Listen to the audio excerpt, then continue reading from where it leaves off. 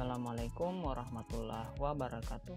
Pada kesempatan ini kita akan membahas mengenai cara input atau update data peserta didik pada aplikasi Dapodik. Baiklah, kita buka aplikasi Dapodiknya.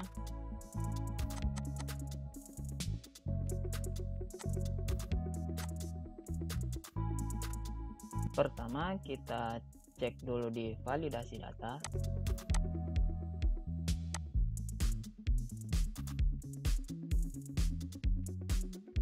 Ini ada beberapa peserta didik yang dinyatakan invalid. Ini peserta didik yang diinputkan di non Dapodik atau yang berasal dari lulusan madrasah. Untuk mengupdate datanya, kita masuk di menu peserta didik, pilih peserta didik, kemudian kita cari nama peserta didik yang invalid tadi.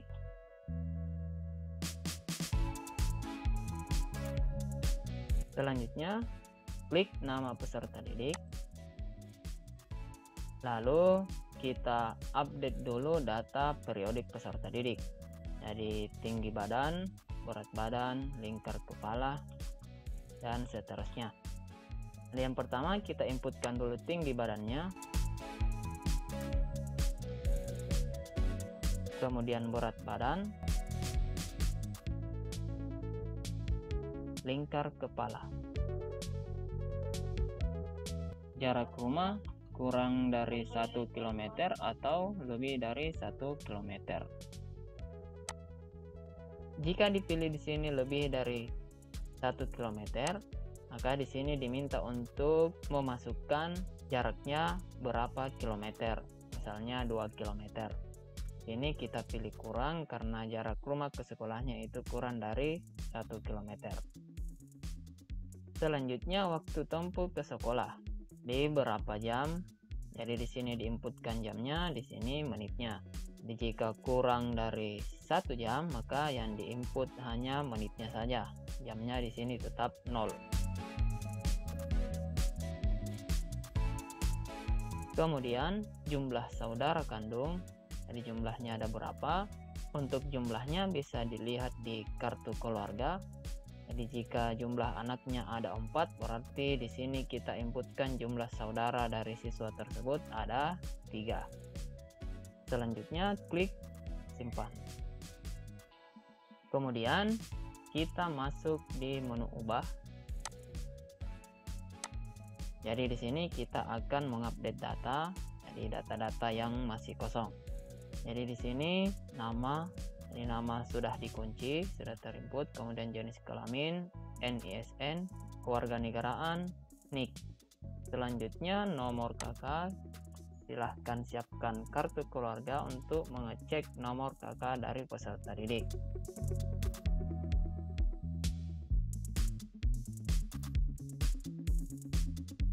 Kemudian tempat lahir sudah ada, tanggal lahir.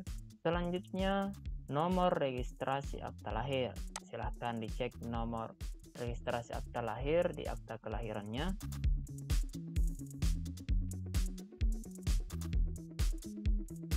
Selanjutnya berkebutuhan khusus. Jika siswa tersebut berkebutuhan khusus, di sini kita bisa memilih netra, rungu, grahita ringan, kemudian sampai di bawah autis. Jika bukan siswa berkebutuhan khusus, dikosongkan saja. Selanjutnya agama dan kepercayaan, silahkan dipilih agama peserta didik. Ini ada beberapa pilihan. Selanjutnya alamat jalan. Jadi alamat jalan bisa dicek di kartu keluarga. Begitupun RT RW.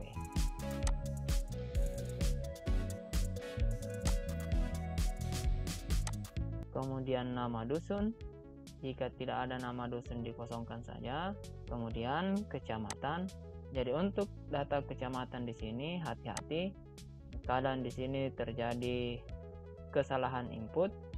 Jadi untuk data kecamatan tidak boleh diketik manual, tetapi dipilih sesuai dengan pilihan data kecamatan yang sudah ada di aplikasi.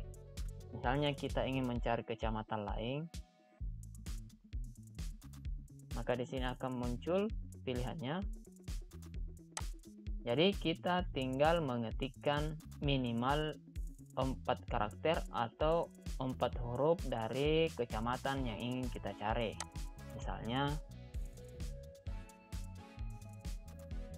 kita ingin mencari kecamatan Palangga, bisa mengetik minimal 4. Kita kembalikan. Jika pilihannya banyak seperti ini, dilanjutkan saja supaya lebih spesifik. Nah, di sini muncul ada 2. Jadi silahkan memilih yang mana yang benar.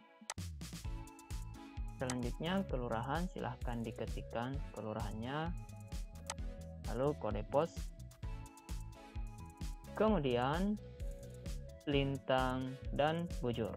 Ini juga harus diisi karena akan invalid jika peserta didik sudah berada di tingkat akhir. Untuk menginput lintang bujur, silahkan klik buka peta koordinat, lalu dicari di mana posisi rumah peserta didik.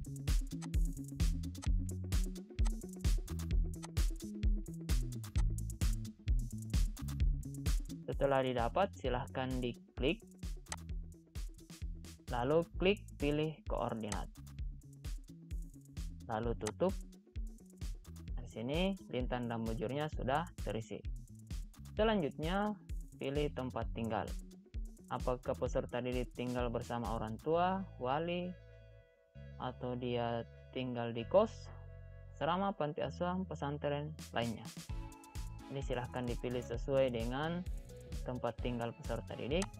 Kemudian moda transportasi, silahkan dipilih modanya. Kemudian anak keberapa, silahkan diinputkan anak keberapanya. Saya biasanya mengecek di akta kelahiran. Jadi di akta kelahiran itu tercantum peserta didik tersebut anak keberapa.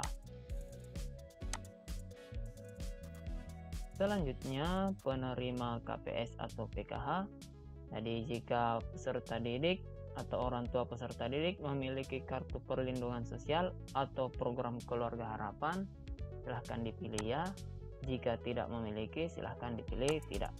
Kemudian apakah punya KIP, kartu Indonesia Pintar, pilih ya jika punya, silahkan dipilih ya. Jika tidak, silahkan dipilih tidak. Kemudian apakah peserta didik tersebut layak mendapatkan PIP?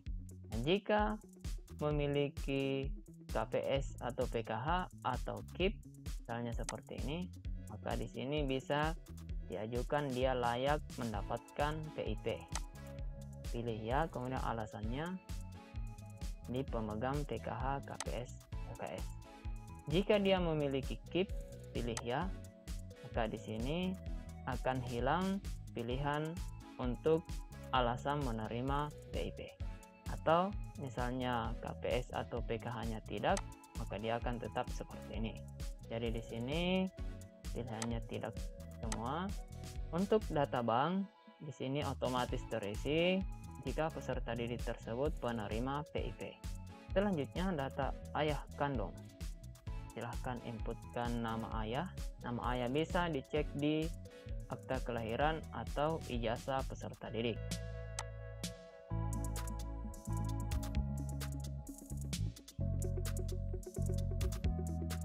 Bagaimana jika nama ayah di akta kelahiran berbeda dengan di ijazah jenjang sebelumnya?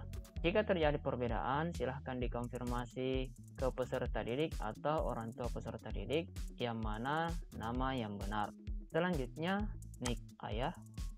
Silahkan cek di kartu keluarga atau KTP ayah peserta didik.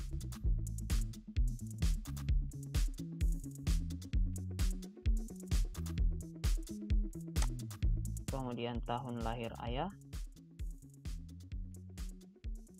pendidikan ayah, pendidikan terakhir ayah peserta didik. Ini bisa dicek di kartu keluarga.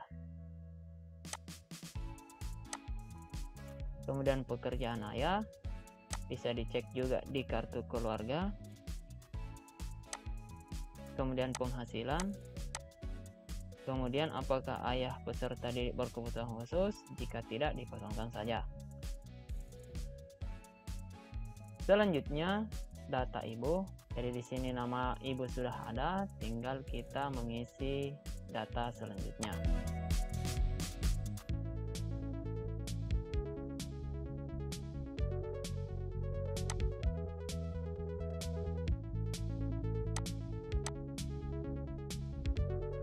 Selanjutnya data wali. Data wali nanti diisi jika peserta didik tinggal bersama wali. Jadi jika tinggal bersama orang tua, maka data walinya dikosongkan saja. Tapi perlu diperhatikan, di sini kita harus menghilangkan dulu tanda merahnya. Jadi ini kita hapus. Kemudian di sini pilih pekerjaan wali.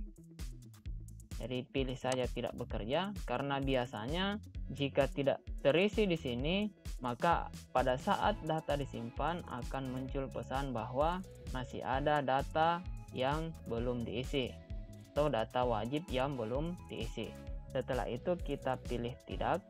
Jadi karena peserta didik tinggal bersama orang tua, berarti data walinya kita pilih di sini tidak.